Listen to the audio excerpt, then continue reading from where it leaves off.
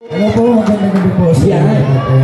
Maraming salamat po sa suporta niyo sa pelikulang That Kind of Love under Pocket Media Productions. Ayun na naman po, may panibago na naman po silang inilabas para po sa inyo lahat. Siyempre, team ng Barda yan. No? Okay pa ba kayo sa mga Barda dyan?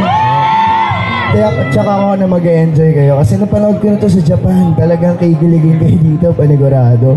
Hindi na kayo kikiligin, syempre mantig din yung mga puso nyo, lalo na sa mga kapamilya dito. Yan, yung mga problema natin sa pamilya. Hindi lang siya tungkol sa love story eh.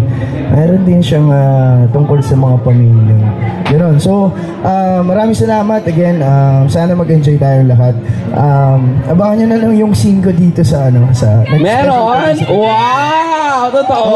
Opo. Tumawid lang yung character ko from Chances Are You and I. Tumawid po yung character ko dito sa pelikula ito. So, taray! Alam mo, palakpakan natin si Kelvin. Ang supportive niya, ha? Napanood niya na to sa Japan.